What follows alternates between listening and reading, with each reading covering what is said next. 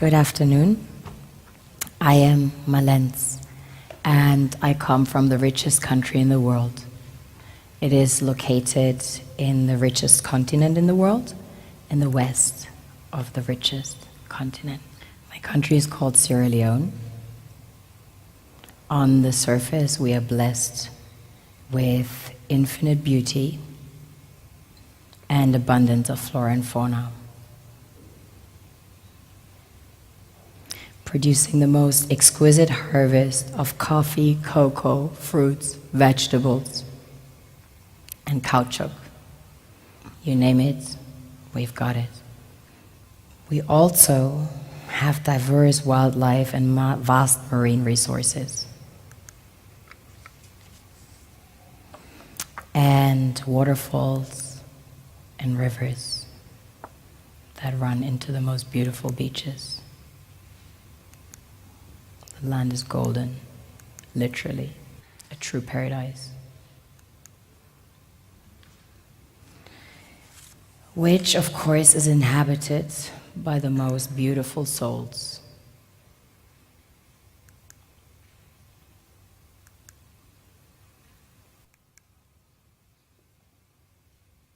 We have a very strong cultural heritage. In fact, Sierra Leone had the first sub-Saharan university. Prior to that, there was one in the kingdom of Timbuktu, which was the first university in the world, succeeding the great Gnostic schools of Egypt and Osiris. On a deeper level, we are blessed with the real treasures the kings and queens of this world desire.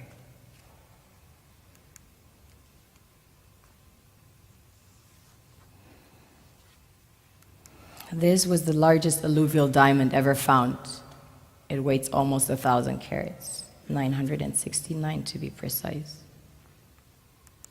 This beauty was found by an old lady in her backyard about 2 years ago, 125 carats. Some people mine gold in their backyards. That's quite common. Besides gold and diamonds, we have about 20 precious minerals that have been discovered as of today. We recently started extracting huge petroleum reserves that have been discovered. We have platinum, ilmenite to make titanium, rutile to coat jets, iron ore, the largest iron ore deposits in Africa, the third largest in the world. Tantalite, also known as coltan, used in your mobile phones and computers. Bauxite for aluminum production. Zinc, chrome ore, copper, coal, phosphates, potassium, salt, lead, granite, asbestos, nickel, zircon. Furthermore, we have exquisite timber like mahogany, antique, and we have the most beautiful stamps in the world. Of course, the West needs Africa's resources most desperately to power airplanes, cell phones, computers, and engines. And the gold and diamonds, of course, a status symbol to determine their powers by their core and to give value to their currencies. One thing that keeps me puzzled, despite having studied finance and economics at the world's best universities, the following question remains unanswered. Why is it that 5,000 units of our currency is worth 1 unit of your currency, where we are the ones with the actual gold reserves? It's quite evident that the aid is in fact not coming from the West to Africa, but from Africa to the Western world. The Western world depends on Africa in every possible way, since alternative resources are scarce out here. So how does the West ensure that the free aid keeps coming? By systematically destabilizing the wealthiest African nations and their systems, and all that backed by huge PR campaigns, leaving the entire world under the impression that Africa is poor and dying and merely surviving on the mercy of the West. Well done, Oxfam, UNICEF, Red Cross, Life Aid, and all the other organizations that continuously run multi-million-dollar advertisement campaigns depicting charity porn to sustain that image of Africa globally. Ad campaigns paid for by innocent people under the impression to help with their donations. While one hand gives under the flashing lights of cameras, the other takes in the shadows.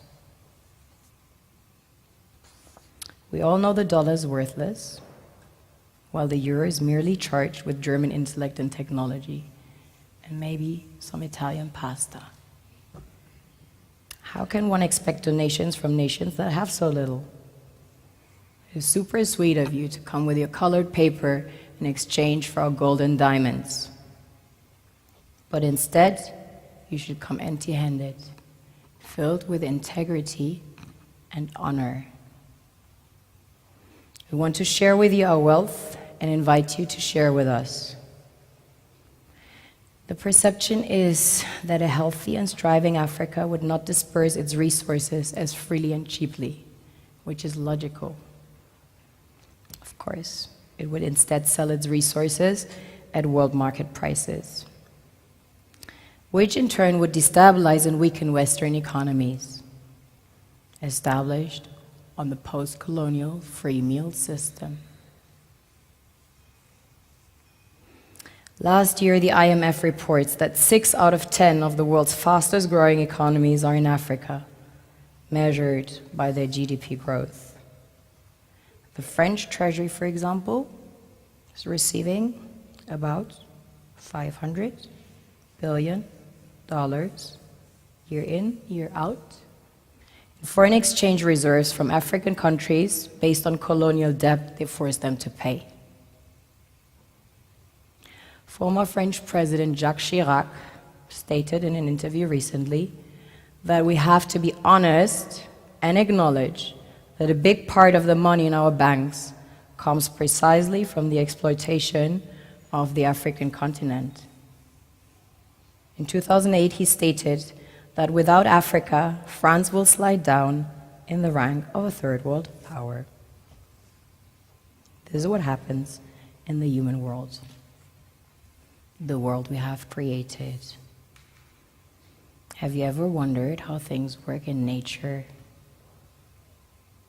One would assume that in evolution the fittest survives. However, in nature, any species that is overhunting, overexploiting the resources they depend on as nourishment, natural selection would sooner or later take the predator out.